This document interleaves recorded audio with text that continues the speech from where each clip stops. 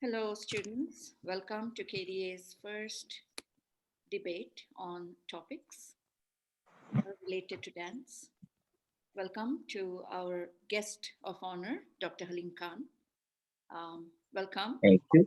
again on short notice, but you're here and you are welcome to stay as long as a short time that you want. Yeah. Quickly address and wish the participants good luck. And here is our judges, Susheela, Hi there. my good friend, neighbor, partner in having fun, and she has great experience uh, being a coach for debates, I believe, along with her daughter and teams at Northwest High School out here in Germantown. So welcome, Susheela. Thank you, Lakshmi. Such a pleasure being here. Yes. We also have our very own teacher at KDA, Padmini Nirmolo, who is also one of the judges. And you all know Padmini Auntie. She is having her own profession, but she also has a passionate interest in Kuchipudi, and she's been a dancer and teacher and mother of a dancer. So we have her here. Welcome, Padmini. I know. Thank you. Thank you so much. Thank you. Actually, Yes. yeah. Thank you for making this time for our students to. My pleasure. And welcome to all these students who are not participants.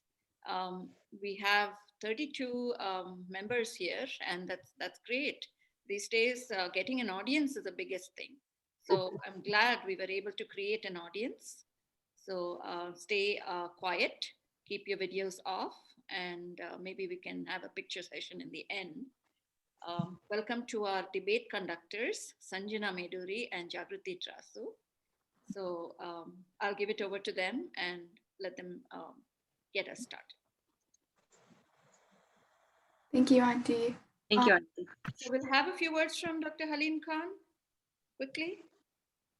No, I am just keen to observe this whole session, I mean, this is also very first time kind of an experience for me. I mean, we often speak on a people's back, we don't really speak on in front of each other, whatever it is. So it is always very nice to talk what you have. So I'm keen. I'm actually, in fact, genuinely keen to hear all of this.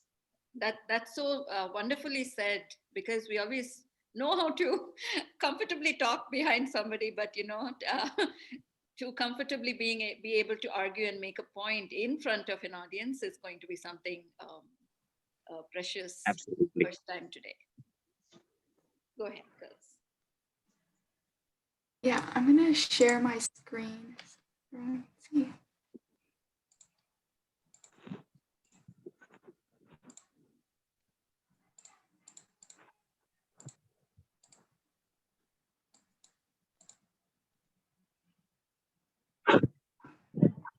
So, welcome everyone to Kuchipudi Dance Academy's very first book club debate tournament. My name is Jagruti Trasu, and Yeah, I'm Sanjana. Yeah, okay. So quick overview of how, before we get started on the debates, I know you guys are excited to watch. We're just going to go over a little bit about the format of the debates, maybe what the judges should be looking for, but also as the audience, if you kind of want to form your own opinion on who you think should win, like what you should be looking for as well. So the first thing is that we have 3 different debates today on 3 separate topics that we'll announce soon. And we have 6 students competing with 2 people on each team. And we have 2 wonderful judges. Lakshmi Auntie just announced them, but Mrs. Padmini Nimolu and Mrs. Susheela Sanji.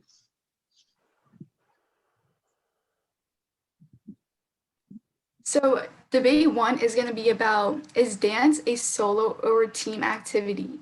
Team 1A consists of Aarushi and Manvitha, and they'll be arguing that it is a solo activity. Team 1B is Vaishnavi U and Sahasra, and they'll be arguing that is the team activity. Debate 2 is going to be about, is being competitive necessary to be a dancer? Team 2A is Sadhana and Laasya, and they'll be arguing that it is necessary. And then team 2B is Tanvi and Keerthi, and they'll be arguing that it is not necessary to be competitive. Debate 3, and this is our final debate, it's going to be about is dance more of a sport and athletic activity, or is it more art and creative activity? Team 3A is Saanvi and Keerthana, and they'll be arguing that it is a sport and an athletic activity. And team 3 is Vaishnavi B and Anushka, and they'll be arguing that it is an art and creative activity. Yeah, so those topics are pretty exciting. I think that's something, these are things we all think about a lot, and I know we all have our own opinions. So it's going to be exciting to see if we change our minds based on the debates. But more about the actual format of the debate itself. So what we have here is each team will speak 2 times. So the first thing, each team will give a constructive speech. So this speech will kind of be like telling us their points, telling us why we should support their side, and just basically giving some logic and evidence that should be convincing to both the audience and to the judges. So each team will do that. Team A will go first, then team B. Then teams will have 2 minutes to prepare for the next round, which is the crossfire. So the crossfire is when teams are able to ask each other questions. This part is pretty exciting because as the other team is talking, you should be listening and thinking about, oh, what holes can I poke in their points? And this is when teams will really start to kind of maybe attack each other and try to poke holes and see who has the upper hand. After this crossfire, teams will have a little bit more time, 5 minutes to prepare, and then they'll each give a 5-minute summary. So this summary is basically, if I listen to this summary speech, that's when I should know who's won or lost the debate. So in this speech, people will be explaining why the other team's points are invalid compared to theirs, and then saying why their points are the most important and their points are the ones that are still standing.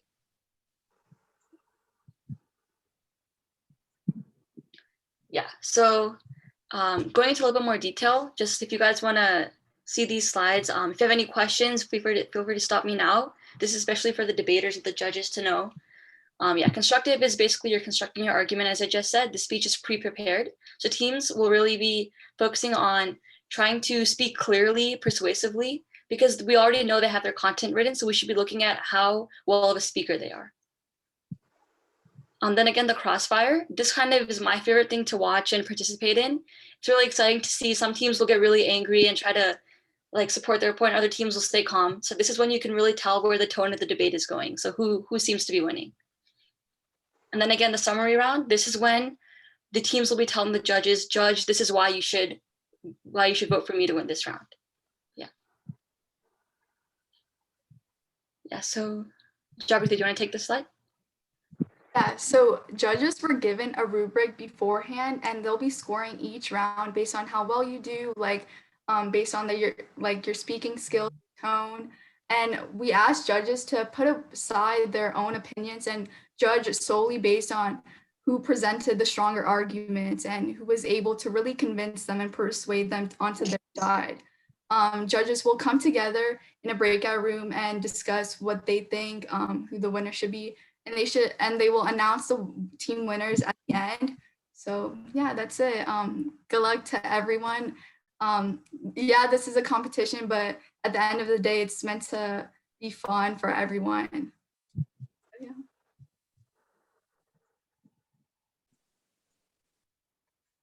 Yeah. Quickly, logistically, before we start the actual debates, just wanted to clear up.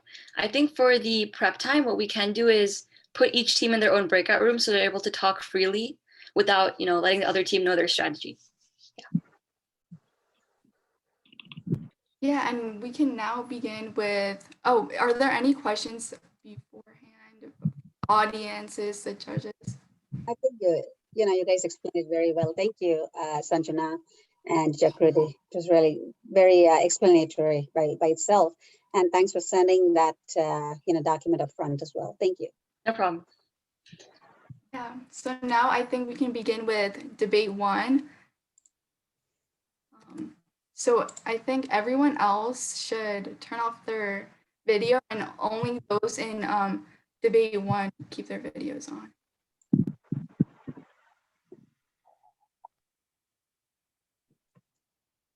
Okay. Looks like we have both teams ready. What we'll do is you guys can keep your timer yourselves. Jagruti and I will also keep time. And so this is up to you guys. We'll ask for everyone. Do you guys want us to give you a time warning, or do you want us to just call time at the end? Whichever's more comfortable for you. Can you give us like a 10-second time warning? Yeah, sure. Actually, do you have like a paper that you can just like hold up every Yeah, time? I will do that. I don't want to interrupt you while you guys talk. Good idea. Thank you. Sahasra? I just have a quick question. So would it be okay if we like go underneath like the time limit, like if we stop earlier? Yeah, that's completely fine. Okay. Okay, so we can now begin with Aarushi and Manvitha. And they'll be, again, just saying they'll be arguing that dance is a solo activity. We can start your timer. You guys can also keep your timer, and you can begin now. Okay, thank you. We affirm that dance is a solo activity. The first reason why dance is a solo activity is because dancers have to work as an individual to be given performance opportunities. For example, dancers have to practice their own technique and exercises as individuals. Dancers are only placed into performances if they are capable of working hard and practicing as an individual. They have to show that to their gurus or teachers that they are competent and want that opportunity. Many dancers work extremely hard to perform a solo or feature sections of choreography through independent practice. Also, the first step of dance is learning the dance individually. Then, students move on to working with their group members. Even if learning the dance with their group members, dancers need to perfect it and practice the part over and over again until they know it strongly. For example, when students are performing sections of a dance drama or combined choreography, they have to be perfect with their part before practicing with the rest of the group. The second reason why dance is a solo activity is because dancers have to work hard to memorize the dance on their own. They have to learn the dance and be ready for a performance despite if it's a group or solo performance. A dancer has to work a lot harder to learn a dance on their own and perfect it more than coordinating with their team. If a dancer knows their part exactly beat for beat, then there shouldn't be any issues with coordination because everyone will be on the same page. It is easy to work as a team in dance if a dancer is prepared individually. The third reason why dance is a solo activity is because it is a physical activity and art form that requires mental and physical commitment.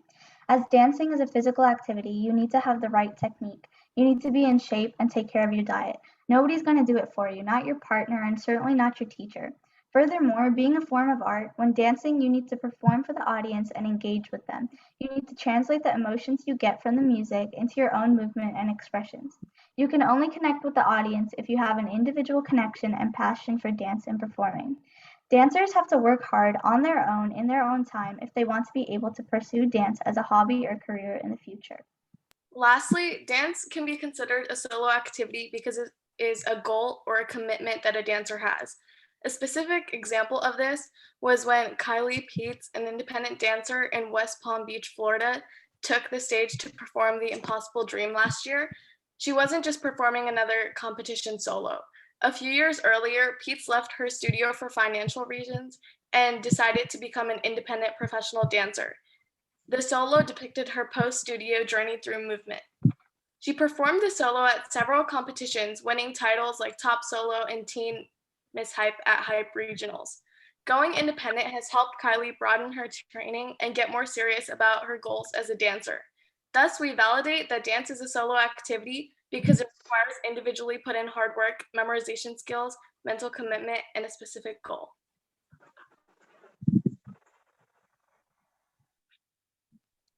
Thank you guys. That was perfectly on time. Nice job.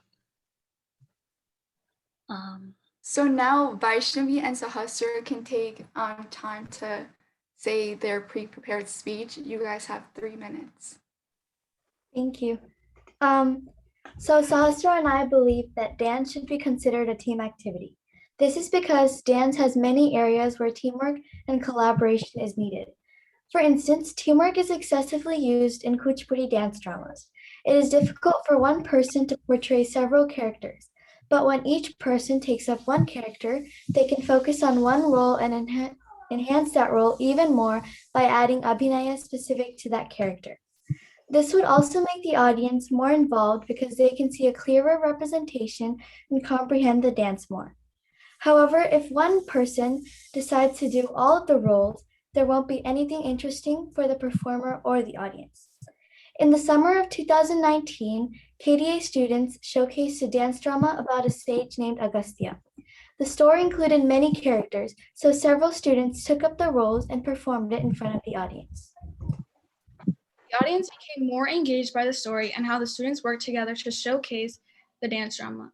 Another reason teamwork is an important element in dance is because working with others can help with life skills such as communicating verbally and non-verbally and helps develop leadership. This does not only apply to Kuchipudi, but it goes to all the other kinds of dance forms as well, such as jazz, hip hop, and more. Dancers have a chance to improve their social status and relationships with others when they work together to make a dance better and more interesting. Also, when dancers work with a team, they can pick up things that the other dancers do that the other dancers put into their own style. For example, teamwork is a key aspect in Naisha's Dance and Music Academy.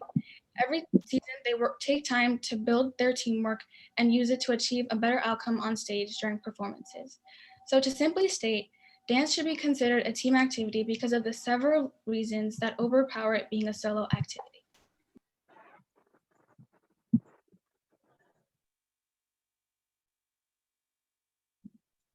Great. Thank you guys. Nice speech. So what we'll do now is you guys each have 2 minutes to prepare. So if you guys would prefer, we can put you each in separate breakout rooms so you guys can discuss your strategy. And you should come with a couple questions to ask in the next 3-minute crossfire.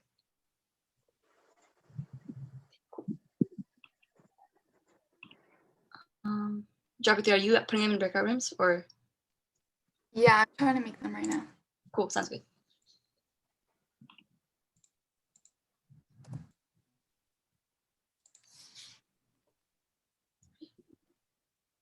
Welcome back, guys. Yeah, we can go into the crossfire round now, which is just as a reminder to the audience. They'll just be asking questions to each other. So we as the judges or coordinators won't be regulating this. So you guys can ask how many ever questions you want. If you guys want to take turns, you can go ahead and do that, whatever you guys like. Yeah, I can keep time. You guys have 3 minutes to ask questions and also defend yourselves. So you can get started now. Okay, thank you. The opposing team said that when one person is focusing on their role and focused on their dance, they have to perfect it, and a student has to perfect their dance before they can work with others and collaborate. So my question is, why would you consider dance a team activity if it revolves around one individual focusing on their role or part in a dance before you actually collaborate with others?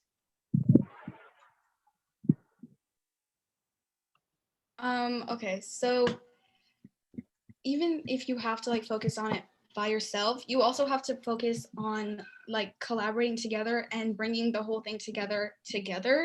I mean, bring the whole performance together as a team, because you could, even if you have your role perfect and you have like all of your abhinaya and everything, you also have to match up with the other characters so that the performance goes smoothly.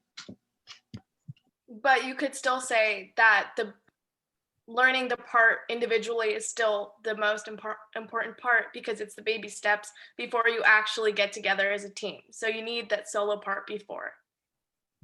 You also have to work on the solo part with a team and like the abhinaya and everything because you can also pick up things from other people for your role, like based on like what the other people are doing for their roles.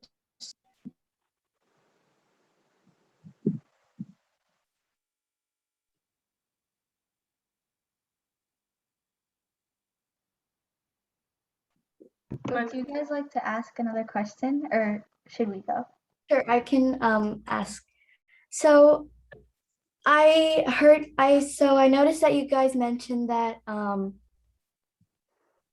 like you gave an example about a person named Pete, I think it was. So when Pete performed her solo, she earned many awards and praise.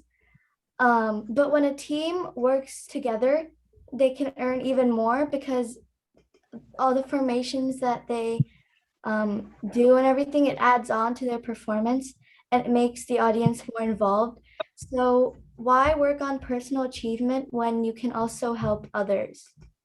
I think her goal was to stand as an independent dancer and to be a strong individual in society because she was having financial problems anyways. So leaving her studio gave her the opportunity to expand as an individual so she didn't have to rely on other people. I think that was her goal as being an individual who is a strong dancer who didn't need to depend on her team to be successful. Okay, so what I have to say about that is like working on yourself is great, but when you help other people like also improve on themselves, like a lot of people have social anxiety, and working with a team, I feel like can help you improve on that and make you more confident so you can perform better with a team, and like even like outside you can develop better relationships. You can definitely work as a team, but I think it's super important to be able to stand on your own and like continue to like work independently so you can help a team in the future. All right, guys, that's actually time. We went a little bit over. But yeah, that was pretty fun to watch. What we can do now is we can send you guys back into your breakout rooms. You guys will have a little bit longer time to prepare this time. And so when you come back, you should be ready with your speeches for the summary. So. Yeah, you guys have 5 minutes to prepare. You guys look excited, Vaishnavi and Sahasra.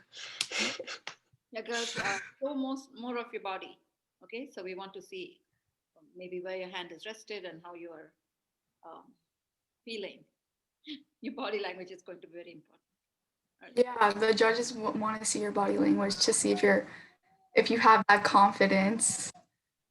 But yeah, we can start with team 1B this time for the summary. So Vaishnavi and Sahasra, you have 5 minutes to make your final points. Sure. Before you guys start, do you guys want a different time warning this time? Do you guys want me to give you like a halfway point because it's a bit longer of a speech? So I'll be reading from the document, so I can't really see if you are holding up the sign or something. So I guess you can just like say it out loud. Okay, I'll give you like a 1 minute warning and then I'll say time is over. Okay, thank you. Yeah. Okay, so dance should be considered a team activity because there are many components that include teamwork as an essential part of any dance form. The outcome to a team performing is larger than the outcome to a soloist performing. When a dancer performs by themselves, they will not learn much. However, a group can learn new things from each other, which would benefit the quality of the performance as well. Also, I think our point is stronger than our opponents because working as a team not only helps you in dance, but also outside of dance. Our opponent said that Pete, the dancer, wanted to be accomplished as an individual, and they said that this helped her financially and work on herself in general. So what we think is that confidence is something that can be achieved when working with the team.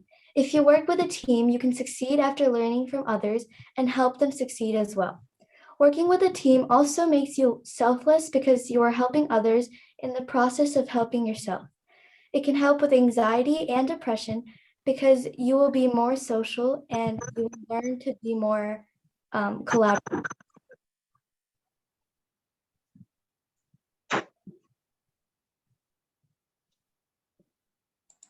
Thank you, Team 1B, for your final speech.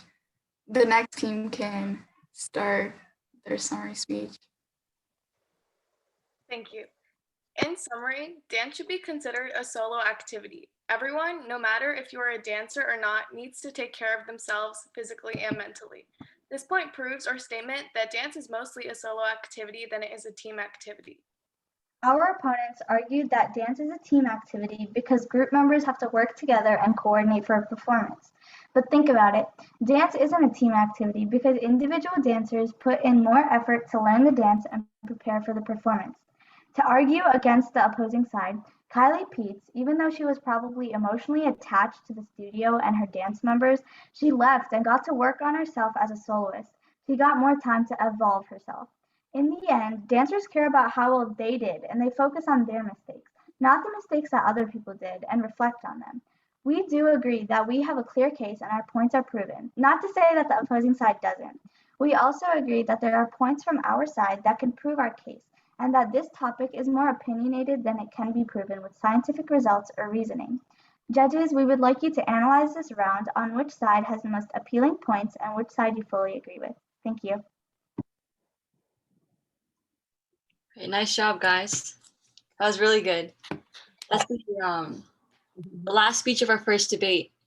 So pretty exciting. I think you guys both did a really good job, pretty convincing arguments. Yeah, what we can do is we can let the judges think about some thoughts, write them down. And then if we want, what we can do now is just get some feedback. Not anything too specific because we still have debates left, but any tips that maybe could help the next competitors, we can go with that. I was actually thinking we can put the judges in breakout rooms so that they can discuss together what they think. Yeah, we can do and that. come back with feedback.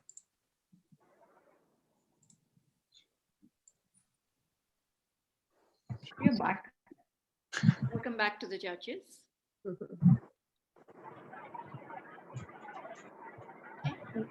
What we can do is welcome back. Thank you guys for discussing. We're kind of contemplating what you guys are thinking about, but I think what we can do is we won't give the result out right now. We'll save that for the end.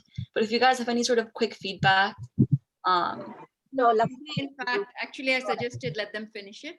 Oh, okay. Vanessa. When the participants are, fresh in everybody's mind. Okay. Okay. So I know all the students, but the judges may forget who was who. right. So I can give a little bit, I can give my feedback, but I'd like Padmini Garu to announce the judges, so the winners. So I felt both the teams did a great job in terms of the delivery, the content, and well prepared and everything.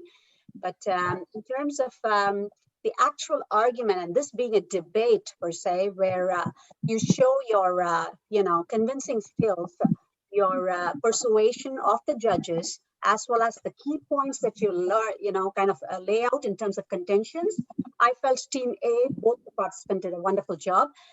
Team B did a great job in terms of, the content, as well as, trying to bring out the social awareness of being a group, which is, something that you have to note, and you can't ignore that, because as you grow as an individual person, you need to, also be aware of your community and how you can, take that down the road.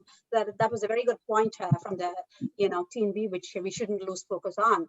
But at the same time, each drop makes an ocean, right? So like that, you need to have yourself first, individually shine better to be, make the whole group shine. So, and I thought the Team A participants both did a wonderful job in delivering in terms of persuasiveness. Padmini, back to you. Thank you, Sheila. Yeah, I think from a content, first of all, we have considered several criteria, right? The content merit and the way you delivered, the persuasion and the conviction with which you delivered, and your body language, and the way you're able to convey your thought crisply and clearly, right? Those were the criteria that we based our judgment on. And of course, both Sheila and I gave individual points. And when we were looking at it, it was a very, very close, cut. At least for me, my numbers were just differing by a point, just 1 point. So that's how good both the teams were genuinely. But again, based on the way it was delivered, right? The persuasion, I think Team A takes it away. I think, and again, as I said, I think both of you have done an amazing job. The content was just fabulous, right? And the way you delivered at your age was just phenomenal. There you go. Lakshmi Auntie is already showing that. So virtually she would grant it to you. So we would give this away to Team A. And Team B also, congratulations. It was not easy to prove that. So hearty congratulations to both of you. And Team A, please take it away. And we will present, we'll submit all the, arguments and the pointers to Lakshmi Auntie so she can transfer that to you all down the road after the debate. Thank you. Thanks a lot. You so Such a pleasure listening to all of you all. Thanks for making us a part of it. Do you have anything to add, Aline? Sorry? Do you have anything to add before we move on to the next? No. I mean, all the arguments are done in the breakup room. Whatever the break room. So I agree completely with the points because they had the ways of looking at the content and delivery and all of that. I mean, I agree completely with both the judges. No, but I think Dr. Alim had a wonderful point during our discussion in the break room where he did say, and that's something that I also shared, on the onset of my, feedback, was that the group, coordination and effectiveness definitely shines better as a dance. And one single person obviously can't take it away and shine throughout in life, right? So it's always a group activity. And he brought that out very well. And he also mentioned, that group B as well as did a great job. So Alim, if I may, I just want to share that, what you shared. Thank you. But at the end of the day, even one half a mark also makes a difference. So that is the difference. So as Padmini said, it is a very tiny, tiny difference. There is nothing much. For me, both are equal, but today is 1 point more. Thank you. Thanks, everybody. Thank you. Congratulations to Team A, Aarushi and Manvitha. So we can now move on to debate 2. I believe Sadhana, Laasya, Tanvi, Keerthi. Can you please turn on your videos? Thank you guys for Team 1A and 1B. Yeah, that was our first debate, so everyone was a little bit nervous.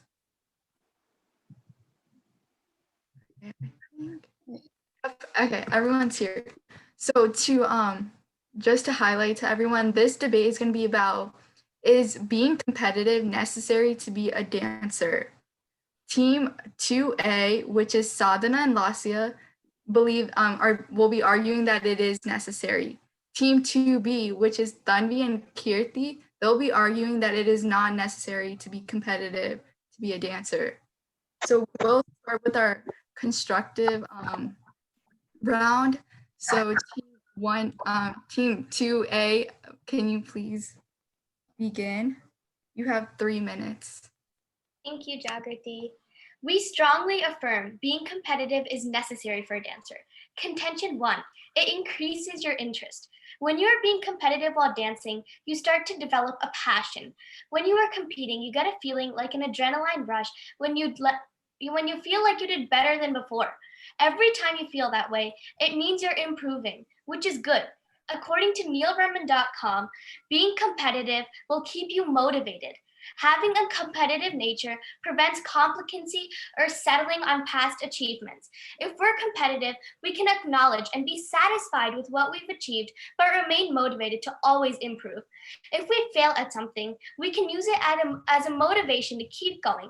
It can also inspire greater creativity. By wanting to do things better or achieve at a higher level, we will be required to become better problem solvers and be more solution-driven, which are traits of being more creative.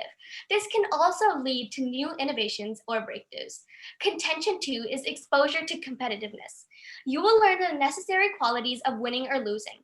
According to Novak Dole Foundation, many aspects of a child's life are connected to being competitive. In kindergarten, some children can always do things faster or better than other children can.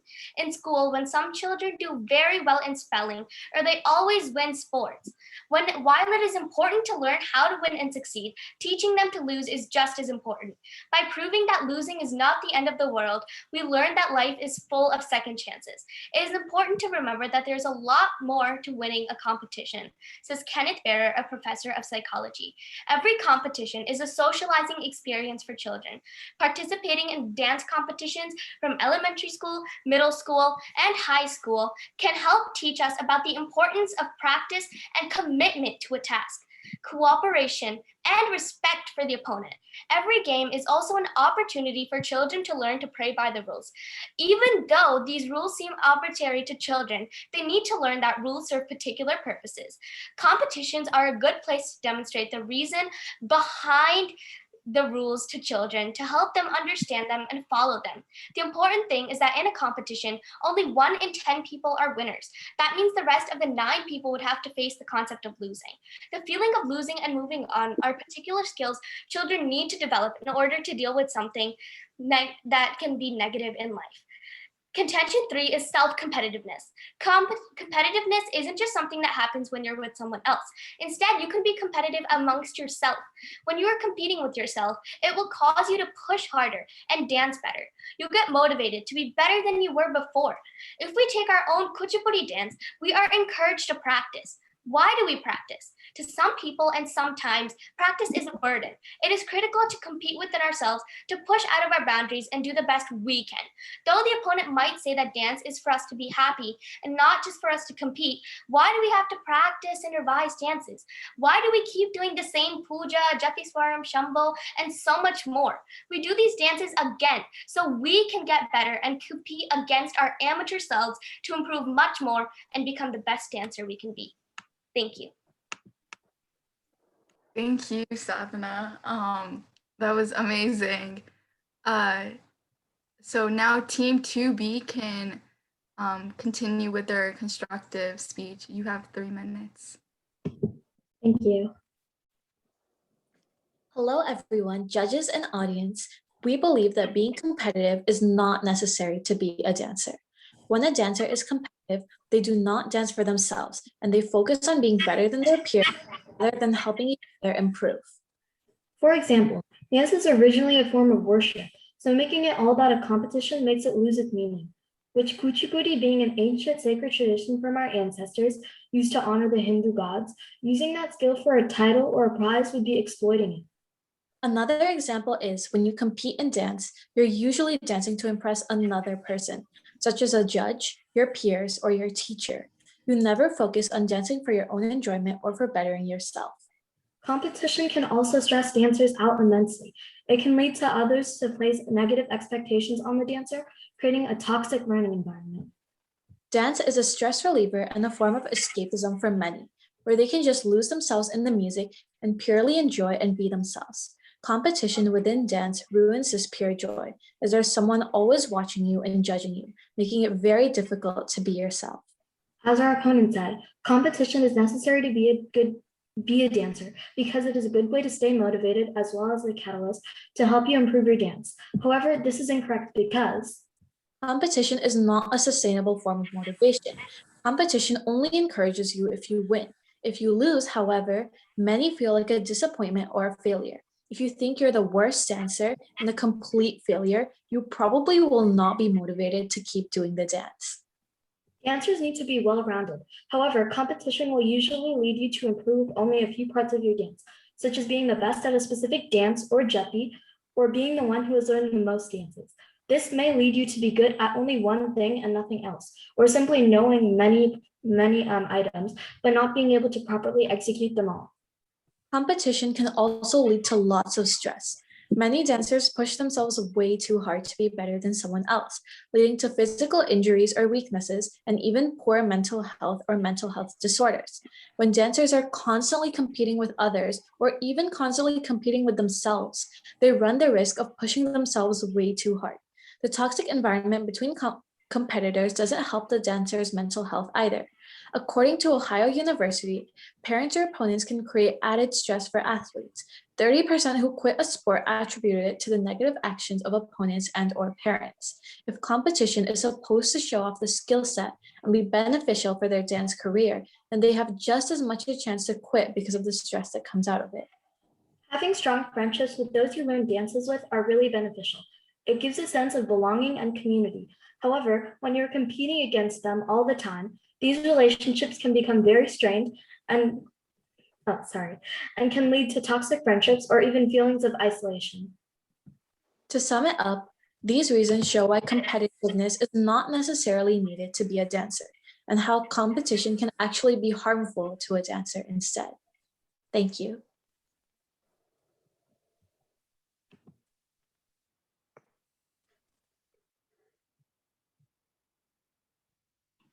All right, cool. Great job, guys. Looks like Jagruti is frozen, but we can continue to the, oh, Jagruti's back, but yeah. No, you can continue. Yeah, we're gonna start the prep time for you guys now. So 2 minutes, just like the other teams. Jagruti, do you wanna yeah, in the break? Yeah, all right, okay, cool. So yeah. Yeah, you guys can go into the breakout rooms. There you go. Each team will be asking each other questions and attacking each other. You guys have 3 minutes. You guys, your prep time was a little bit longer, so I hope that you guys used it wisely that time to come up with good questions. So yeah, I have the timer ready. Please begin.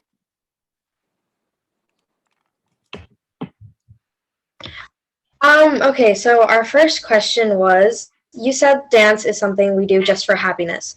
But while we're self-competing, why can't you just be happy with yourself while sharing it with other people? Because when you're self-competing, it like motivates you to do better, which it always doesn't have to be stressful. And like while you can also be happy while competing with yourself.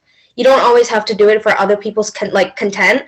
You can always do it for your own content. Make yourself happy while you're also motivating yourself to be better. But you're not the only factor. There are also other people around you which can affect how you think. And while it's true that like self-competing is a really good way, you want them more. You can stress increase motivation. It's also self-competing can also lead to like you never believing that you're doing enough, because there's always so much room to get better. But if you take that way too far, then you will never feel confident with yourself and your ability to dance, and you'll never be able to truly find happiness and joy in your dance. Our argument to your question is that you're telling us that we're not going to have enough happiness if we're trying to compete all the time. But what we're saying is when you are competing against yourself, you know your abilities and you know when you can stop.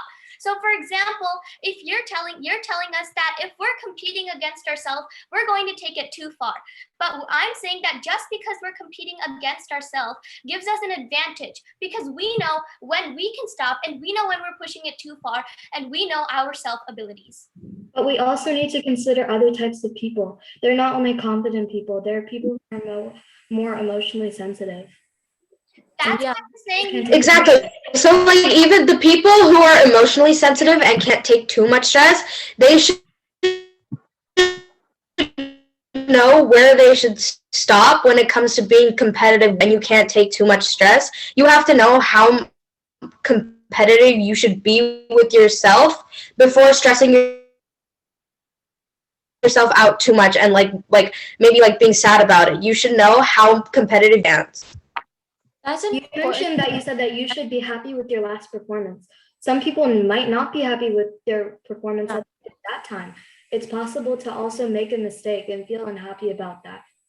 And although like some people well know that where although some people like know exactly where they should stop and they know their limits, lots of people don't know that, and lots of people can take it way too far, especially people who don't have a good self-perception of themselves or who have very, very low self-esteem to begin with. They might not be able to stop because they just don't know. They just want to get better with themselves. They want to impress other people and they want to make themselves feel good as well. And it might be very, very difficult for them to stop when they're self-competing. Let's pause. Laasya comes back. Okay, I have a question for you. Actually, time up for this round. Give them another 30 seconds. Because I think we should Laasya, since Laasya's Wi-Fi was iffy. Yeah, actually, I think we should give them another minute. Yeah, that works. Yeah. Okay, so continue. I have a question for you. You said that a dancer wouldn't be that affected by their mental health, but how do you know that they're just not showing it? People can hide their emotions. How do you know that when they go home, they're not stressed?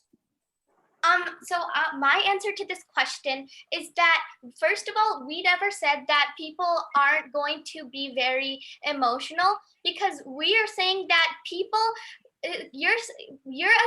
many people assume that competition is just when you're competing with other people.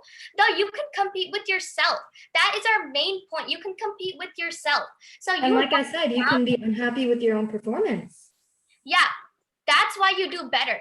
When you're unhappy with yourself, you know what you did wrong and you can improve yourself, which is making yourself better than you were before. That's the whole point of competition. But what if you can't even improve? What if, for example, you're focusing on like a jati or a step that requires you to be maybe super flexible and you're just not that flexible, like your body just can't do that? Then what will happen to that? Practice. That is why we keep repeating things. We try doing better than we were. What you said right now is a pure example of competition. We are competing within our inabilities to not be flexible. So then while we keep practicing these within ourselves, we can do better than we did before. Also, you said that 9 out of 10 people in a competition lose and only one person wins. If these people keep losing over and over, for example, if you're that bottom 10th person all the time, what's the guarantee that you're going to continue dancing? Like, wouldn't you just give up? Wouldn't you just be sad because you would keep losing and you would never win? When you do something that you love, when you do something that you love, you wouldn't give up because others are doing it better than you were. Is that time up? Yeah, and I think we should end on that note. So great job. That was very intense. It seemed like you guys were getting really into it.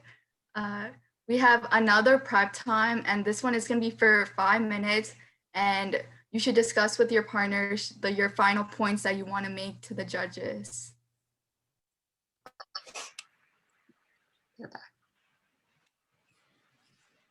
Okay, welcome back, guys. So now we're going to start off with Team 2B, Tanvi and Keerthi. And you guys have 5 minutes to say your final points and summarize everything. You can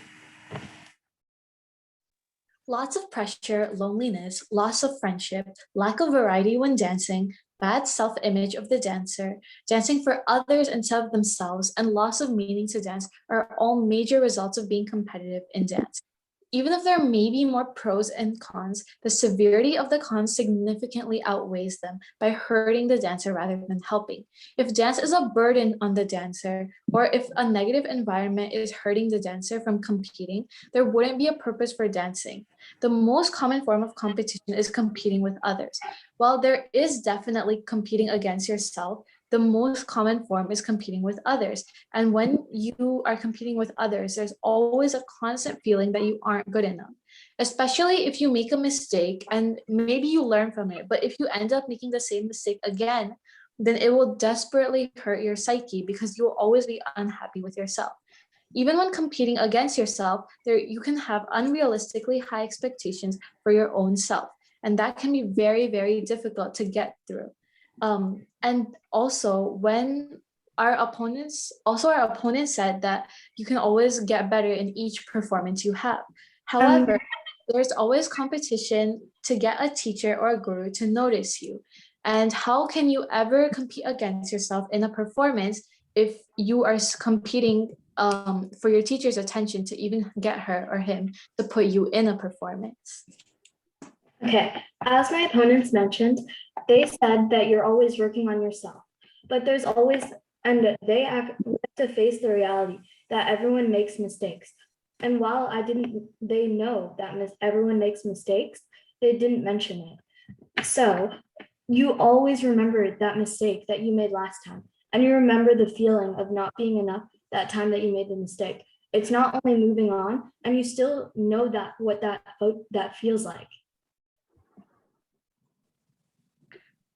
To conclude, judges, we hope that you understand the toll that competing can take on a dancer. and side with us as well. Thank you. Thank you. Great job, guys.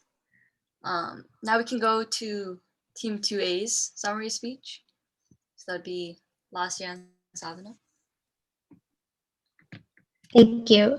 So to conclude our points, we dance because it's a passion and something we love, and it shouldn't be viewed as a burden. Never will we quit doing something we love just because someone does it better. That should push us to do better than we did before, but also know our limits. Like we said in our constructive speech, many people falsely assume that competitiveness is only external when competing with others. If we want to practice, we are competing to do better than we were before. When we are performing, we are competing against ourselves to do good and bring justice to everything we strive to do. A few examples are bending, finishing steps, eye movements, go on beat, and not to mess up. Even if we don't take dance, competitiveness is all around us, competing against ourselves, competing in a competition, and many more ways. The feeling of losing and moving on are particular skills that children need to develop in order to deal with negative experiences in life when they become older. It might not seem fair to children that one kid can do something faster and better than they can, but we can learn that everyone has different talents and that it is impossible to be good at everything. This will allow us to earn the exposure that day-to-day competitiveness and it is important in daily life and in the real world. Many of the points on the opposing team, such as happiness within ourselves, decreasing due to competition, and the inability to stay motivated, we're never getting factual evidence from any studies. Why should we agree with their points when we are unsure of whether they are factual or not? I would like to repeat, though, dance is a passion. If we mess up, we will learn. It's always not supposed to be about your own self. You have to compete with yourself so that you can do better. You have to know your limits so that you can do better. Thank you. Nice speech. Yeah, okay. So that's actually the end of our second debate. Pretty exciting. I think like the difference between this debate and the other debate was like very noticeable, but they were both really like interesting to watch. So I think what we can do now is we'll actually be putting Jagruti, did you say something? I don't think we can hear. No, I was just gonna say, yeah, I have the breakout room ready with the judges going in. So. Wait, are we putting the judges in the breakout rooms or everyone else in the breakout rooms? Oh yeah, hold on. So are we gonna? I'm back. I thought that was a very good topic to be debated.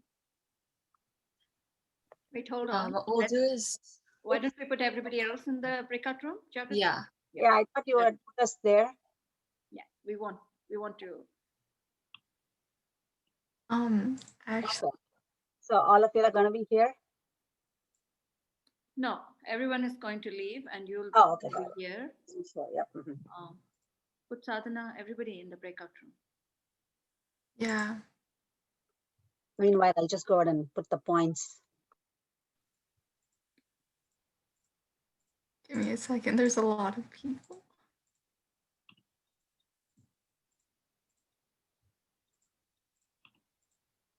Okay, so everyone's gonna go to the breakout room except for Padmini auntie and Sheila auntie. Yeah. Okay. Okay.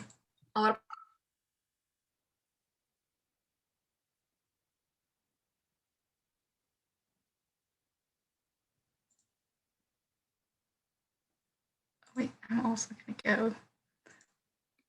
I will leave also. So I'll go ahead and add up the points. Couldn't stay like angry and tense that much longer. I'm so scared. You guys were like a good opponent. I really enjoyed that. That was fun. Because No, I was really surprised.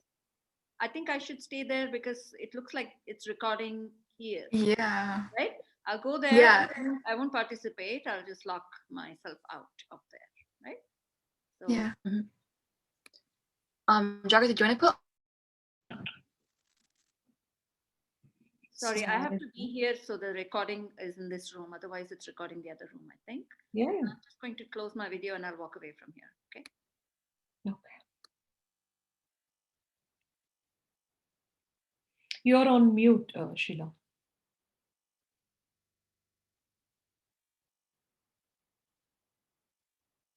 Yeah, give me 1 second. I should be done in a second. Take your time, no problem. Almost No done. rush.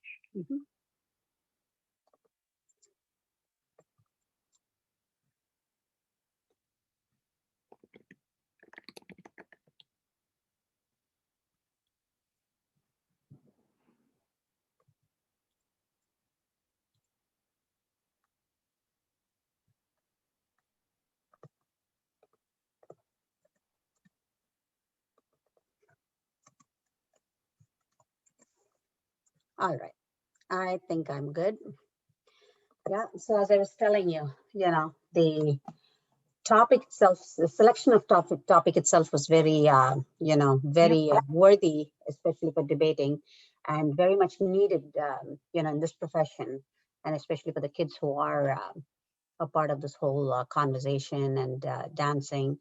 This brings out a total different perspective for each of the dancers, I thought, and even as a teacher and audience and people who relish that, looking at dance and everything, I thought was a wonderful topic. Yeah. What were Agree. your Yeah. thoughts? Yeah. What were your thoughts? I think the whole concept of competitiveness, I like the concept, as you said, right? I think that theme is very well thought through. I think especially because the kids are competitive in everything else, right? In their education, sports are competitive sports, right? I mean, there is absolutely no sport without, competition, except maybe individual golf. And they are in that competitive space. So do they see dance as competitive or not is a debatable. I think that's where we are. And one thing that really made sense was the fact that the title itself, the topic of the debate was, should the dancers be competitive or not? It does not say with themselves or with somebody else. Should they up their game all the time with a frame of reference of themselves or others, right?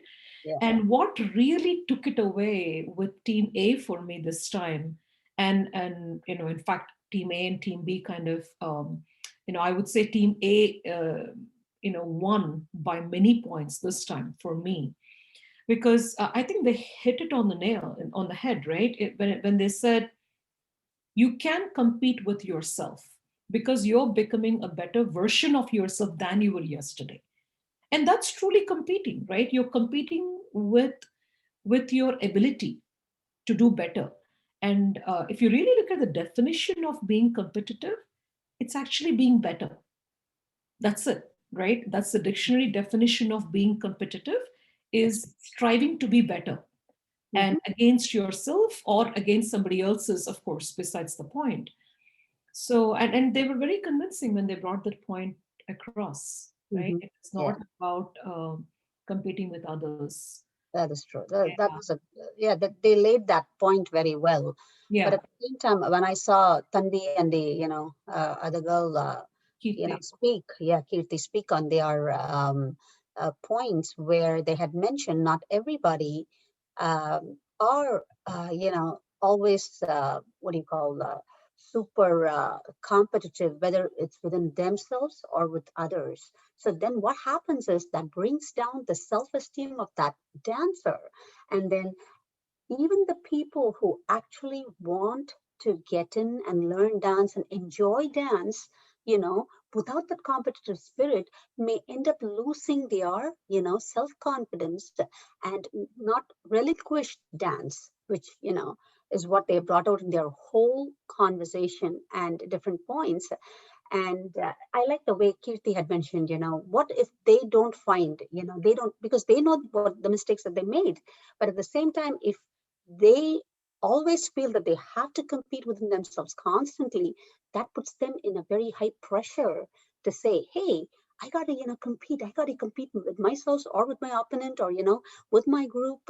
So without that, if you take that element of competitiveness out, you enjoy dance even more.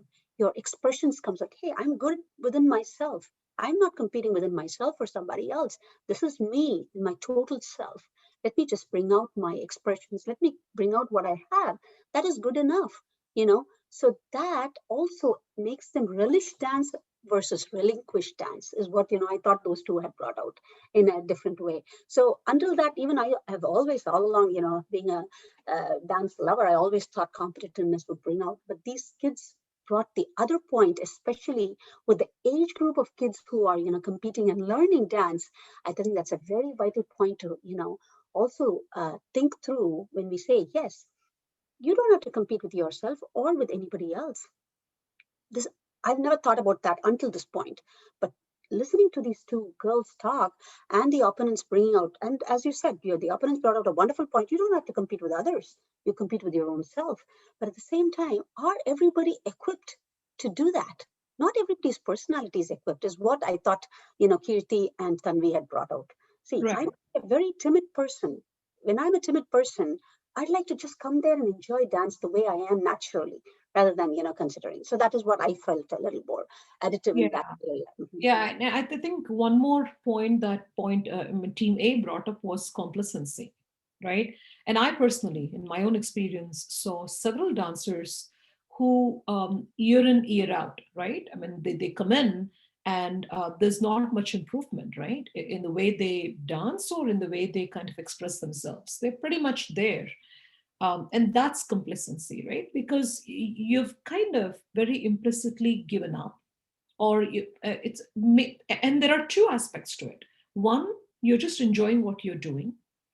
The other, you just don't care how you're doing it, right? Because you're not competing, or you're not striving to improve yourself and become a better version of yourself. And if you really look at everything that we do as human beings, right, we go to the next level of anything. In fact, your graduation through your education, first grade, second grade, third grade, is competing with yourself. You want to be better than you were yesterday. If not, all of us would have been just enjoying reading a novel at sixth grade and not pursue seventh grade. The next level is always hard. And given a chance, all the girls probably want to quit school and not go to school and have fun on Netflix, right? But they do go because they want to, go to the next step. For that, they are competing with their ability to learn more. So there are two sides to it, obviously. That is why this is debatable. But I felt, as a human being, forget you're a dancer or not, I think you are competing with yourself, whether or not you're declaring it, whether or not you're publishing it. You are competing with yourself. If you're cooking something, you want to cook better next time. You don't want to cook the same thing, right? You add another ingredient, or you boil it a little bit more. You feed somebody, ask for their feedback, and make it better. It's exactly what a dancer does, right? They show it to the teacher and then become better. Right. There was one more point that the Team A had mentioned about saying out of 10 competitive people, 9 may not succeed, 1 may succeed.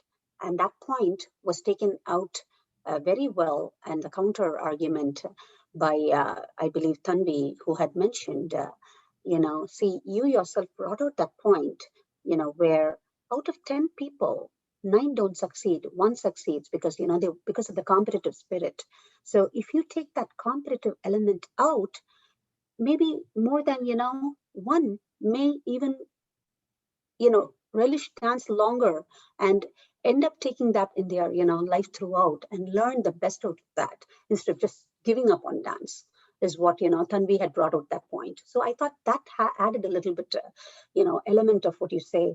Dance shouldn't always be a competition. I mean, until that, I never thought that, but when I'm hearing these two, especially from the contents that they brought out, I'm like, so I understand competitiveness can be here, less competitiveness can be here. But when you talk about the social, and impact that it causes within these, candidates, where do you balance that? For me, the Team B's points a little bit over, kind of came up to balance it. Initially, I did think, as you said, they were very good speakers, Team A were very good speakers, but the points that they put across and how that opposite team kind of, what do you call it? Even with their very calmness and, tenderness, they kind of brought that up a little more, pointing with their same counterpoints is what I felt a little bit more. So, Yeah. And in this time, in fact, I don't think the way it was presented by TA really made any, impact on you. Yeah, it didn't really provide a lot of impact. I think they were definitely more assertive, stronger in the way, and the diction is of course, much more clear. Right. But I was more drawn towards the merit of the content in terms of, it really made me think, if you're not competing, right, at all against anybody, right, because it's a binary almost, right? The topic is binary. Should they be competitive or not?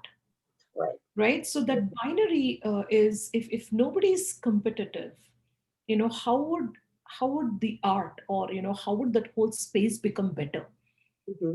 Right? Because if you look at any educational institution, it is all competition, right? That is why you have gold medalists or research scholars. There are financial aids, because there is competition. You become better, you strive stronger. So I was just thinking of a scenario where there is no competition at all within yourself or with anybody. I was imagining a world where there is no competition. Then would we be performing, would we have so many great performers as we are seeing today? I'm sure they're competing with themselves, right? And that's why they constantly practice. So that kind of, took it away for me in terms of it was easy for me to lean towards Team A because of those points they made, that you become better by competing yourself. So that's why this time Team A was.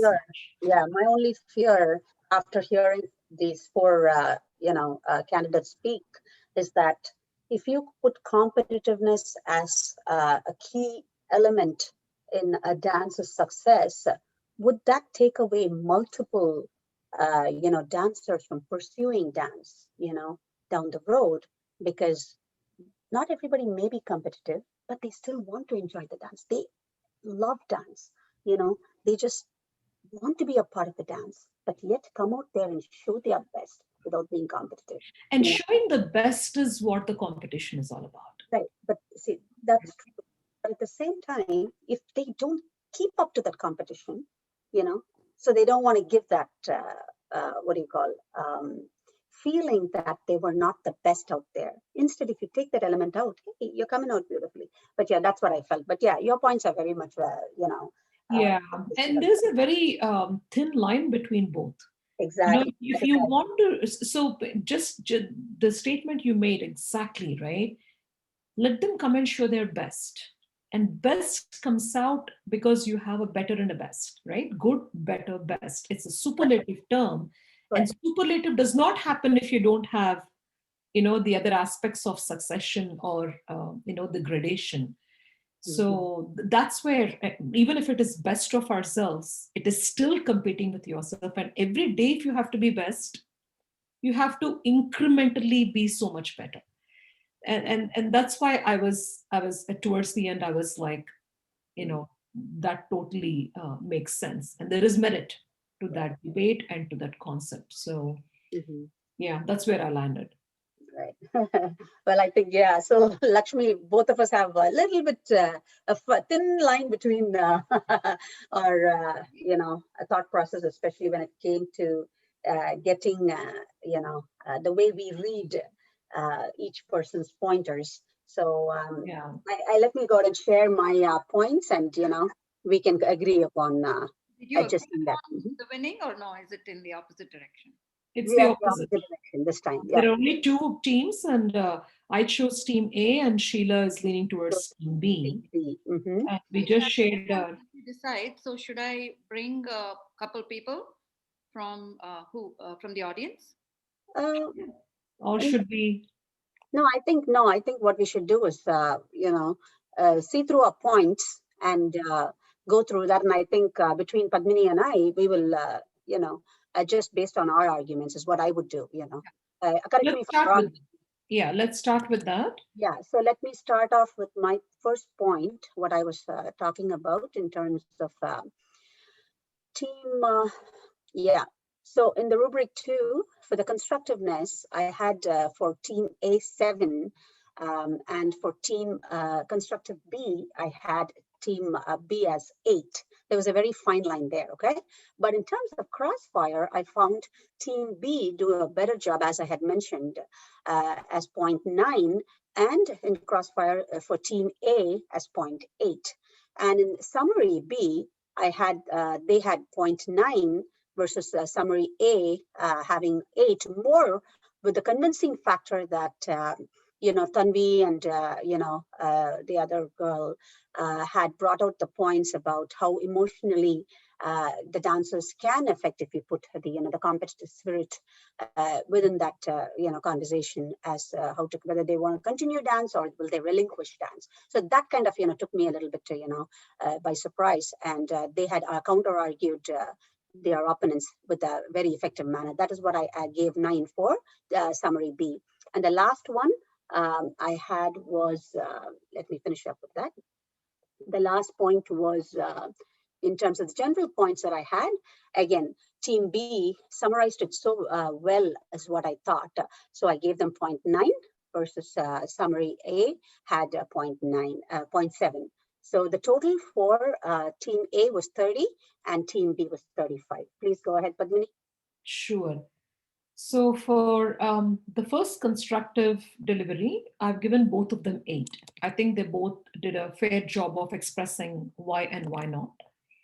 And for crossfire, I've given team A 9 and team B 7 because I really like the rebuttal of team A. I think they were very quick to react, and they could defend their point well.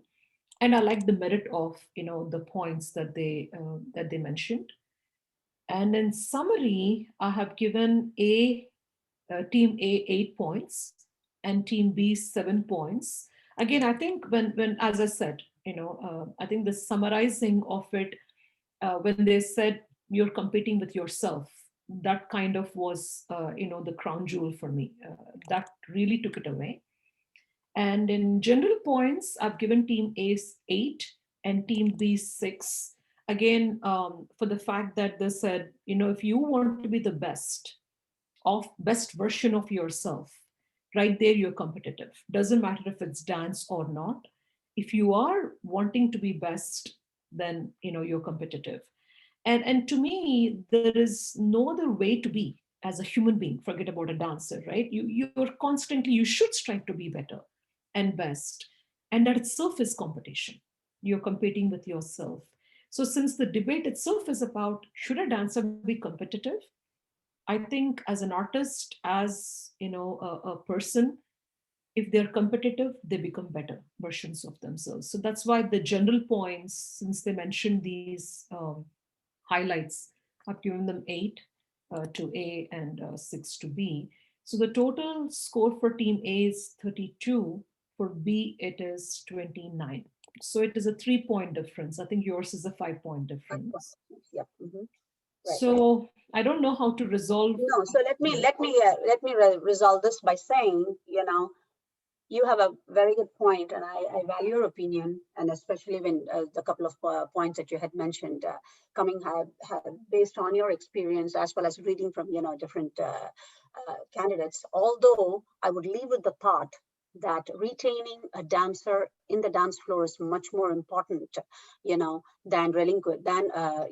leading a dancer to relinquish is something that I believe, as a fundamental thing, taking away from the talks from all of these 4, but I still give it to you where you mentioned, yes, you need to, kind of compete a little more, even at least a little bit, such that, it will aid towards dance or any other profession that you encourage. So I would adjust my score accordingly. I wouldn't adjust my score, but, we would declare the winner as, team A based on your opinion, because that brings value as from the points that you mentioned in terms of the candidates, as well as your, Let me also suggest you to add up the points and see who's winning that way. I think that way. What's the difference in points? Oh, okay. So team A is 32, Sheila. What was team A for you? For me, team A is 30 for me. So that is 62 for team A. Okay. And team B for me is 29. I have 35. 29 and 35 is how much? 64, right? 29 and 35? 64? Yeah. So 64 Yeah. versus 62, right? Yeah. That ways we already have the winner. So I don't know if Sheila wants to adjust or if you want to take the audience's evaluation into consideration at 5 points. Let's see. Sure. So right now, team B, which is saying you don't have to be competitive, is scoring more if we add up both. But I leaned more towards 62, which is team A, because of everything that we just talked about. But if you want to bring in the audience, maybe we can do that, and just the reactions. We can count the reactions and maybe add those points to this. What you do is, I would suggest you to bring them both to equal. Okay, and then with the audience vote, announce the winner. No, I think I value Padmini's opinion here, especially that she brings a lot of value throughout, what she's seen through in her career, as well as reading the, pointers of the candidates here. So I will, although I wouldn't adjust the points, I want to declare, the winner as team A pertaining to Padmini's points, because, that's why you have a, valuable judge here as Padmini. So I definitely do want to give that credit. I did not hear any of your discussions. Yeah. So I would take from what you decide together. Yeah, and I value Padmini's opinion here. Thank you, Sheila, for your. No, absolutely. Thank you. Shall we bring them in? Yep. Yeah. Please. Yeah.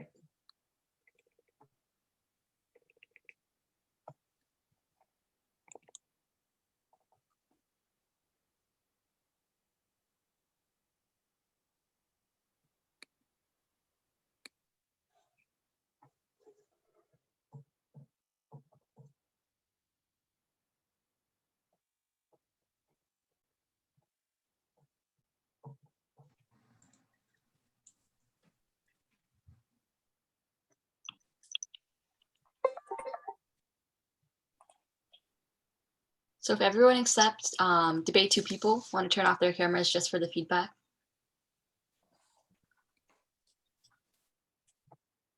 Padmini, please go ahead, Padmini. Do you want to create some uproar? Do you want to invite the audience to say this, that, this before the announcements?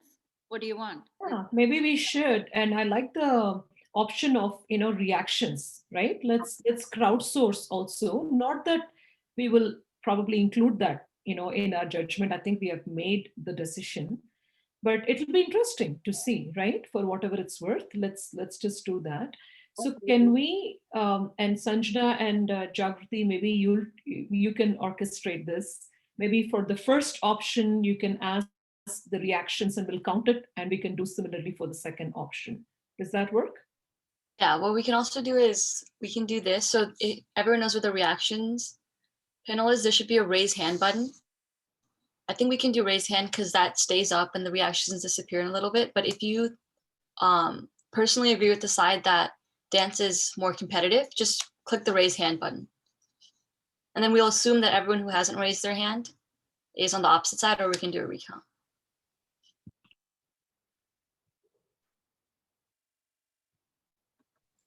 And if you can't find the raise hand button, it's underneath like the participants button. Hey, could you repeat the question again? Yeah, so click the raise hand option if you personally think that dance is more of a competitive event, and dance should be more competitive and not as relaxed.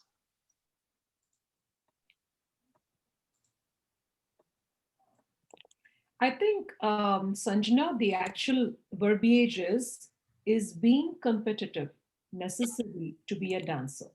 Yeah, we can, if you personally believe that it is necessary to be competitive to be a dancer, raise your hand. That's more accurate, yeah. Okay, looks like we have 3. How about we do this? If you're on the other side, so everyone put their hands down. If you don't think it's necessary to be competitive to be a dancer, raise your hand. Yeah, now we're getting everyone's hand raised. Okay, yeah, so it's like, there we go. Yeah. Cool. Yeah, this doesn't have anything to do with the teams themselves, though. Just remember, this is your personal opinion. But that's pretty interesting to see. I guess it's a consensus that in general, it's not necessary to be competitive against it. Yeah, you can see if the judges agreed with that statement. Yes. So in fact, we swayed quite a bit, between us as well as judges, because remember, we also have our own understanding of this whole thing. So we were debating this quite a bit. And I think Team A's points about why we should be competitive as dancers, or why it is necessary to be competitive as a dancer.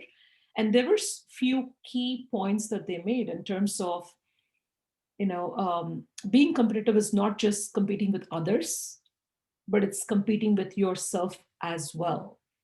And that was a highlight. And Team B had great points as well in terms of being empathetic and how being competitive might affect and impact a dancer, right? And not positive necessarily always. So we were going back and forth between these two thought processes.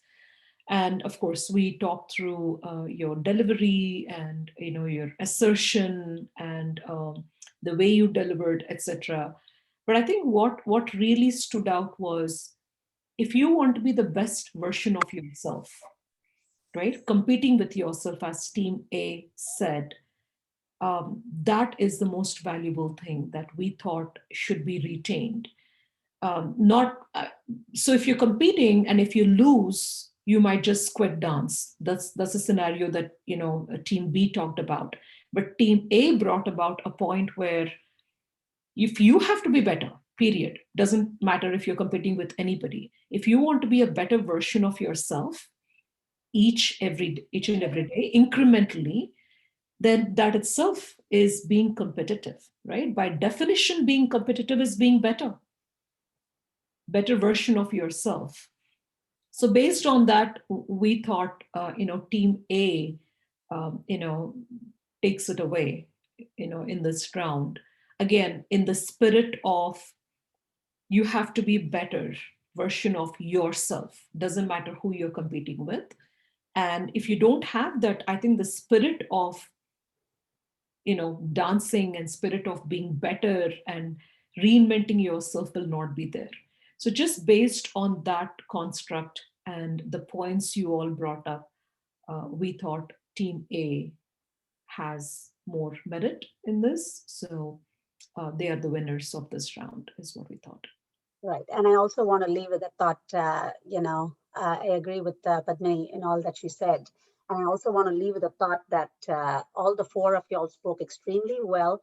And the point is to say, even though whether it's a competitive, spirit or not, it is to relish a dance rather than not relinquish a dance, which is a very good point that was brought out by, Tanvi and, Keerthi, and from that team as well. Although they may not be the winners of this debate, their points were very well taken into consideration for this particular thing, because that soul itself holds a very an important role for every dancer. Even whether they are competitive, whether they win a competition or not, they are good dancers, period. If they want to be on stage and they want to show their best, or even whatever they have, and they enjoy that, that is the key there. So kudos to all four of y'all. Thanks, everybody. Absolutely. I agree. I think four of you were just fantastic. Congratulations, girls. Yeah, great job, guys. This was a really fun debate to watch. Lakshmi Auntie has the medals ready. Yeah, with that, I think we can move on to our final debate. Really excited for this one. We had some preliminary conversations too when we were waiting in the breakout room. So excited to see how everything plays out. If the teams for debate 3 could turn on their cameras and everyone else can turn them off. We're waiting on Okay, cool. There we go. We have all four of us. Okay, so Team A for this debate is going to be Saanvi and Keerthana, and they'll be arguing that dance is more of a sport and athletic activity. Team B is Vaishnavi and Anushka, and they'll be arguing that dance is more of an art and it's a creative activity. So we're going to start with the constructive round once again, and each team is going to have 3 minutes to introduce their points to the judges. And we will start off with the Team A, Saanvi and Keerthana. You may now begin. I have 3 minutes on the clock. Our argument is why dance is a sport and athletic activity. First, I would like to answer a question: what is the definition of a sport? The definition of a sport is any type of activity that is highly competitive. This means that dance classifies as a sport given that dance is also highly competitive. The second question I would like to answer is what is the definition of an athlete? The definition of an athlete is someone who is trained in a specific skill set that requires lots of strength and stamina. The main part of dancing is having refined movements and strength. Having good movements will help you tell a story. This goes hand in hand with an athlete because they must have refined movements and immense strength to do their job. Dancers can only perform with their bodies. This is similar to an athlete who can only score points with their body. Therefore, a dancer is an athlete because their practice is dependent on their body and their strengths. Being an athlete requires having a strong stamina. This would allow the athlete to have refined movements, which allows them to excel in their sport. Furthermore, an athlete must constantly ensure that their body is in top shape. This would mean that there is high risk of injury.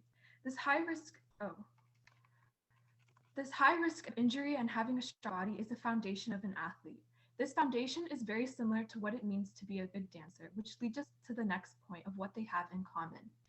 There are many similarities between what we listed between an athlete and a dancer, concluding that an athlete is a dancer and that a dance is a sport. Some examples are that you need a lot of strength to perform well. It requires tremendous amounts of discipline and lots of practice and training. And other points include that dance gives you the foundation of being strong and having a good stamina, which is a trait only found in athletes and people who participate in sports. This would put you in a position where you can easily learn other sports. Unlike being a dancer, where if you are considered an artist, it doesn't necessarily mean that you have the basic foundation for other artistic skills like painting. This shows that because they have the same foundation, they can be treated similarly and compared the same way as well. Just how a painter needs to have artistic ability to be able to carry out the artwork beautifully, the dancer needs a strong body to be able to carry out the movements gracefully. Overall, being a dancer and being an athlete or participating in sports share the same basic foundation of having a strong body and immense stamina. This is because in order for them to perform their activity well, they need strength in their movements and lots of practice. Thank you.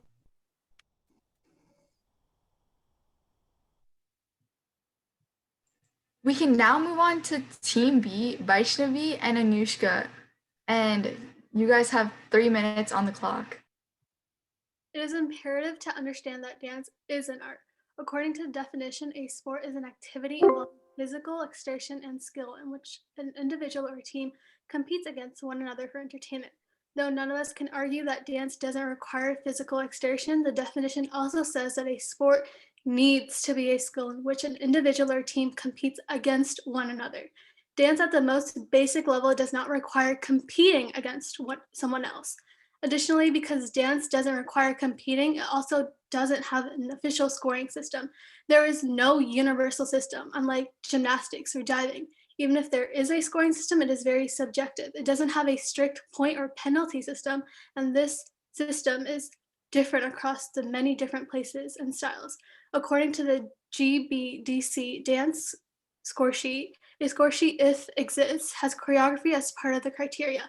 Choreography itself is a creative and innovative skill that requires immense expertise. Every gesture and motion is behind a significant and valid motive, whether abstract or lyrical, with the intent of a theme, a lesson, or an issue. Similarly to any other type of art, painting, or sculpture, the audience is allowed to make their own interpretation of the story behind the piece. Being an athlete, according to definition, means you have to be proficient at the sport or form of physical activity one does. Not all dancers are proficient at dancing, but all dancers are artistic and creative as dance requires it. Art, by definition, is the expression or application of human creative skill and imagination. Dancers constantly need to appeal to the audience and must use expression and skill to do so. This could mean studying the meaning of your dance, telling a story, exerting the movements that paralyze with a certain aesthetic. The movement has aesthetic and symbolic value and is acknowledged as dance by performers and observers within a particular culture. Whether that is showing the love between Romeo and Juliet or the innocence of a curious Krishna, creativity must be used to reach an audience. Think about it. While playing a soccer game, which is a traditional sport, one's prime focus is scoring the ball in the goal, as the main focus is playing and hopefully winning. Whereas in dance, not only does one have to focus on flawless movements and technique, but one has to keep in check their facial expression, which requires artistic ability.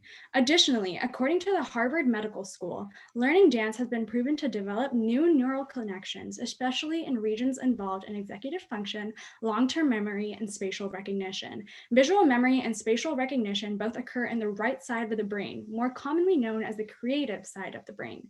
This shows that dance is creative as it activates the creative hemisphere in your brain. No one is arguing that dance isn't extremely hard and takes a lot of skill, but dance is exerting yourself both emotionally and physically. Dance is a performance. Dance is artistry and displaying passion. Dance is not just a sport or being athletic. It is so much more than that. Thank you.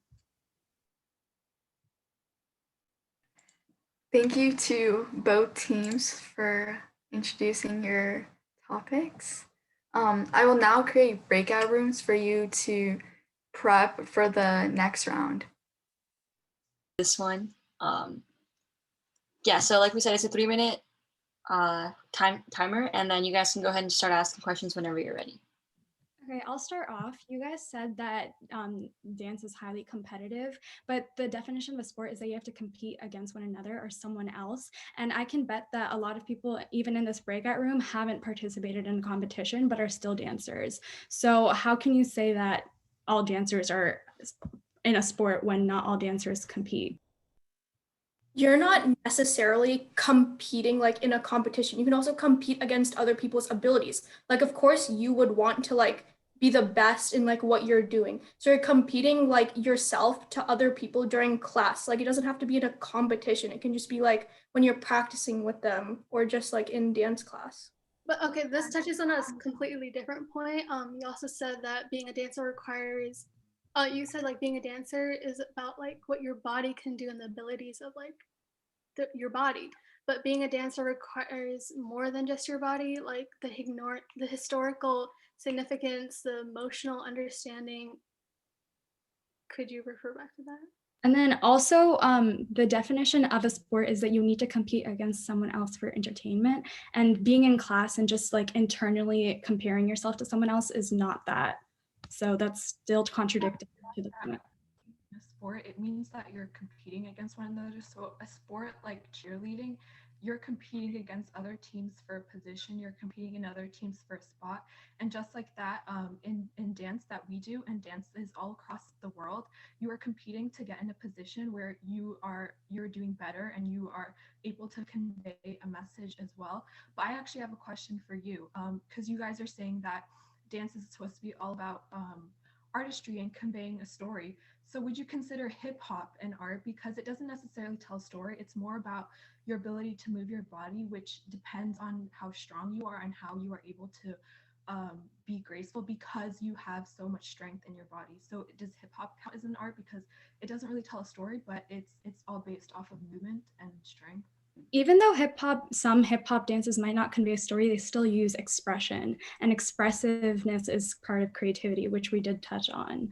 Yeah, so but just like you just said just now, you said part of it is based off of expression, but so you would agree that most of it is based off of how well you're able to move your body and how strong.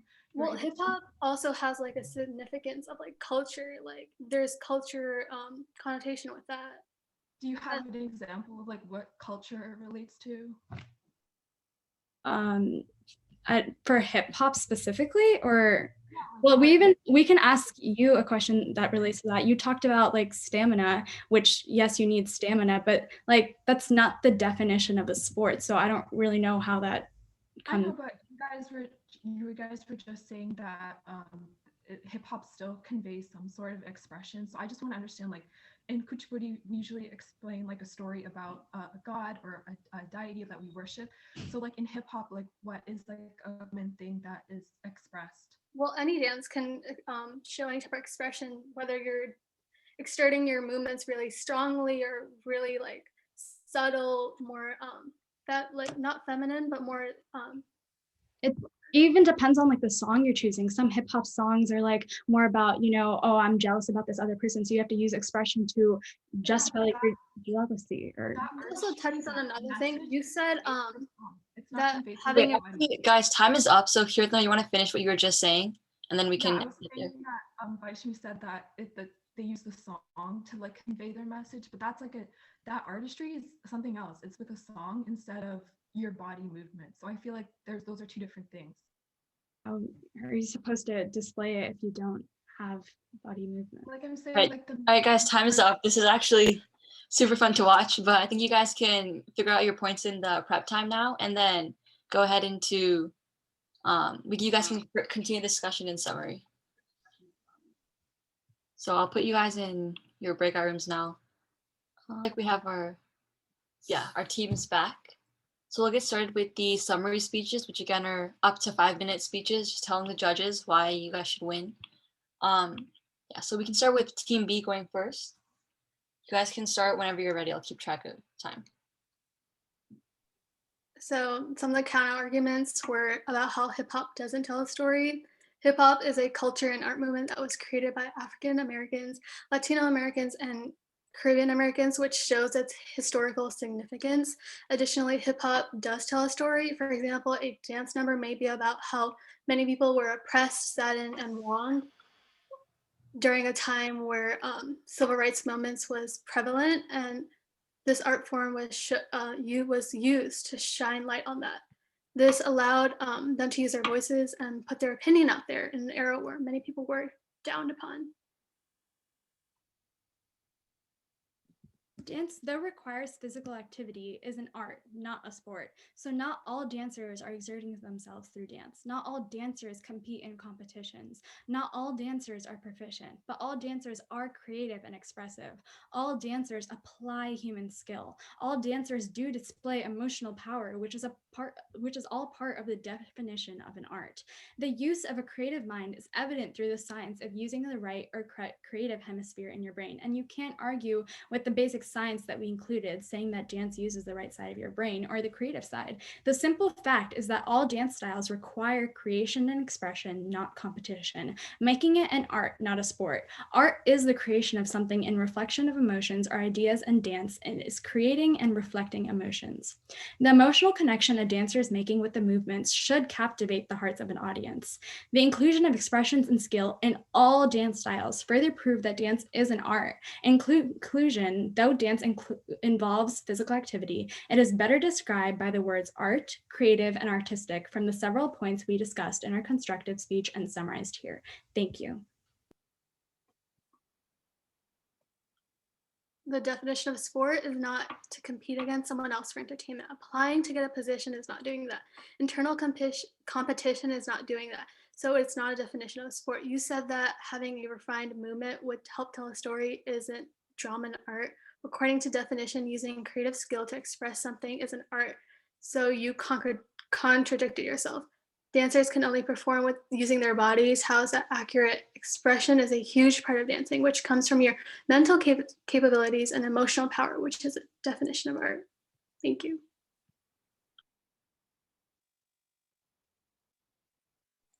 Thank you, Team A, I believe. So now we can move on to Team B. You can start with your summarization. As we stated in our constructive speech, dance is a sport. Why? Because they share so many similarities. In dance, you are constantly comparing, you're constantly bettering yourself, you're constantly comparing yourself to others so that you can perform better. That's where the competitive side comes from. And the other team says that dance is not a sport because you're not directly competing with other people's. Then what about figure skating? Figure skating is part of the Olympics, one of the biggest sporting events that occur every 4 years.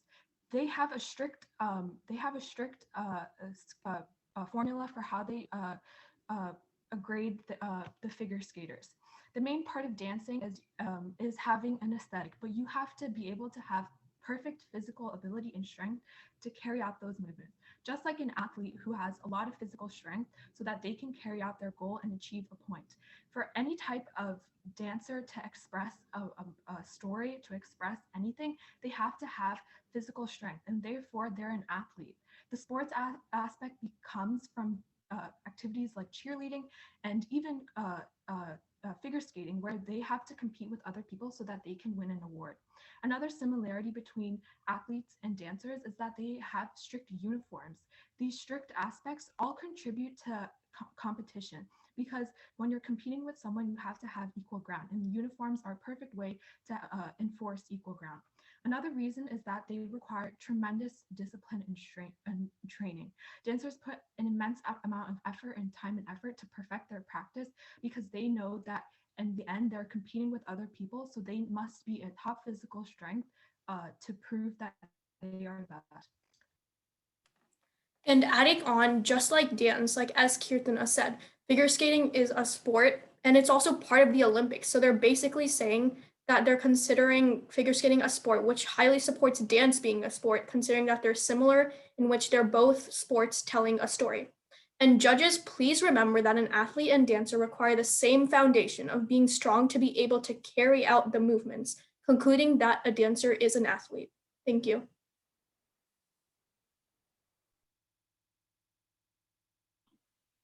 Great job, guys. This is actually the end of our final debate round for today. Yeah, we'll let the judges deliberate in the main room again, or Lakshmi Aunty, do you want to join them in the breakout room instead? No, let me correct you. The last time I did not join them. I did not want to be a part of the decision making. So I kept them in the main room for the recording purposes. This time we can let them go into their happy space, more quiet for them. And let's make some noise here so that we can have that recorded. Okay, so send the judges to the breakout. Yeah. Welcome back, judges. Hi. Yep. So I think we are ready. Padmini, do you want to go, or do you want me to start? Please go ahead. Okay. Yeah. So I think we have a clear consensus between both Padmini and myself. But I do want to give kudos to all four, participants. All of you all did a wonderful job. With that said, Team A had a, good point about how stamina is a key factor when it comes to, dancing, and it definitely is an integral part of, being a good performer, without a doubt. But at the same time, Team B brought out excellent points in terms of, saying, is physical activity alone, does that define dance? Which is, and they made it very clear that obviously that does not define dance, just a physical strength and perseverance does not only, dictate what a dance form is. Instead, you bring grace, you bring emotions, you bring, various, creativity into that. And they explain that very well. And also in terms of, to the contrary, where the discussion was going on, so does sports do not have an emotion? Absolutely not. Sports has emotion, but that does not, equate to the emotions that is being expressive and beautifully laid out for audience to be captured. So that is where the difference between emotion comes, between a sports emotion versus, a dance emotion. So definitely, creativity, emotions, and, in terms of the physical durability makes dance uniquely different. And that was very clearly expressed by Team B. And also another point that Team A did rebut for the hip hop, using the hip hop was also a very good point. But at the same time, I love the way Team B quickly researched and came back and brought out saying it was an art form, not about just one particular sector, but, it was more between Spanish as well as, African-American dance, which it also brings value, just not, an Indian form or any other forms or American forms of dance, but instead they were created during civil rights movements. That was a key key point where they showed the emotions and said, hey, we are, coming out of oppression there. So that was a, high kudos to that team for quickly researching on that and brought out that point as well to prove, to say dance form is not, dance is not athletic. We are not arguing whether athletic is dance, but here we're saying that, dance form is an, is it an athletic form or not? So is it an athletics? No, it is not. Dance stands apart. It needs athletic durability. Therefore, team B wins. But Padmini, your points, please. Yes, I think everything you said, Sheila. And as Sheila rightly said, I think it is about the creative expression which sets these two apart. And that's what came out in Team B's arguments and thoughts. And it was more convincing and persuasive because you're talking about how an athlete or a sport is all about rigor, right? It is binary. Either you do it or you don't do it. You achieve it or you don't achieve it. There is time precision. There is a practice rigor. Whereas dance is all about the nuance and the creativity, and you could be dancing even if you're not that fit. So I think those points kind of set the teams apart very distinctly, and Team B really convinced with the way they expressed, and as Sheila said, very quick research regarding hip hop, which was a very good revelation, right? It's a form of expression, and that's the core and the heart of dance. So we definitely agreed with that. And so Team B will be a winner in this round. But 4 of you were fantastic and did an excellent job. And congratulations to both of you, and well done, Team B. Yes, and I also want to leave with one thought in that. The final one is that, especially now that we are, talking in the Kuchipudi basis here, we do have those Navarasas, which is, the most important thing, that expressions, without dancing, Kuchipudi you can just show only the face and show all your 9 expressions, and that itself will take it away. So there you go. Emotions and creativity is right there without any physical ability. And Mayuri, for instance, we have to go back and see that movie Mayuri. You will, understand that even though she lost a leg, she definitely was an outstanding dancer. So thanks a lot, Lakshmi and Padmini and everybody here. It was such a great experience for me to be a part of this, debate. Thanks for the opportunity. To all the teams. All the participants on, please. That was amazing participation, the research, your poise, your argument, your, everything, your body language. You showed that dancers can do much more than dance. What do you think? Last night, Sadhana had something lovely to say.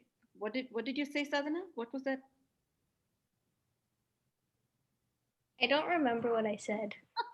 Oh my God. Okay. Yes, good job. Congratulations. Yeah, dance influences you in the way you think. Was that what you said? Yeah, something like that.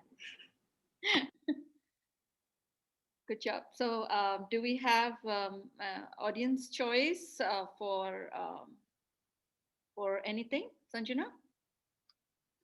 Yeah, I don't think we ever actually did the audience poll for the last debate, so we can do that. But I also think it'd be interesting if we can vote on a couple options for the next topic really quick, so we can be prepared for the next finalist debate based on these 3 winners.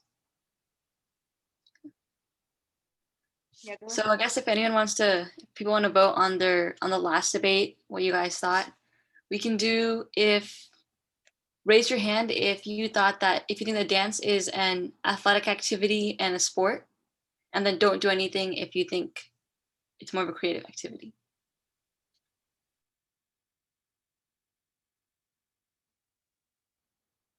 So Sanjana, this time you should have done that reversely, prior to giving the. Yeah. Okay, maybe we'll do this. Raise your hand if you think it's a creative activity. Let's see if people raise their hands. Performing art. All right, now we're seeing hands raised. Yeah. Okay. Nice. Pretty large number. Yeah, I would definitely I at first thought it was a sport too, like I was talking with Jagruti. And then after this debate, I think it's more of like a combination. How they were saying like a dancer is an athlete, but dance is an art form. Another thing we can do is, Auntie, do you happen to have the other topics, like the next 3 most popular topics from that list of 10? And then we can do a quick audience vote. The girls have a handy probably. Did we confirm that we're doing like a tournament style to like when we combine with other dance schools that we're doing like within us, and then we plan something for June? Okay, so we can send out some proposals to other dance schools and invitations to participate. Okay, so you can work around it. Let's have a separate meeting on it. Yeah. Thanks, everybody. Yeah, just Thank one you. more second, Sheila and Sure. yeah, and to our most valued judges. It feels We won good. the first prize. That's what it's showing. You know, the audience and the contestants and this whole, KDA, along with my, along my side of judges, and Susheela and the other, lady who I haven't met, but I heard her comments. Everybody made us shine better, right, Padmini? Absolutely. And I wanted to share that this topic was so thrilling, because I don't think I have seen a debate on the topics of, the dancers or dance per se. So this is very special and especially close to my heart. Yes, I totally agree. And to Lakshmi, to your question that you've posted, can I say the best speaker? I didn't hear you. Yeah, go ahead. Okay, was it for the audience or for everybody? For everybody. Okay, so my take was Vaishnavi, who had a wonderful point, the way she delivered and everything. So, There are 2 Vaishnavis. Okay, so this is the last Vaishnavi. And if I have to pick in the order, it was one from Vaishnavi and the other one was Tanvi, from a very, graceful way of, sharing the psychological and emotional part. So it was Vaishnavi and Tanvi from my end. Padmini, please go ahead and state yours. I think I can choose. I'm glad I brought a judge from outside of KDA. Though she's been closely related with me and KDA, she's still on the other side of the room. Yes, so then it should be only one, because if she's associated with KDA, I don't want you to put on the spot, but absolutely. So it is Vaishnavi from the last debate, and Tanvi from the previous debate. And of course, not to say that all of y'all did, others did a wonderful job, but just in the order of, delivery. Thank you. Thanks Thanks a so lot. much. I appreciate that. Thank you. Thank you. Thank you. Have a great afternoon. You're all winners, and I was so impressed. I can't tell you how much. Okay. Have a good one. See you. Thank Bye-bye. you. Thanks for giving us this opportunity. Absolutely. Listen to them and being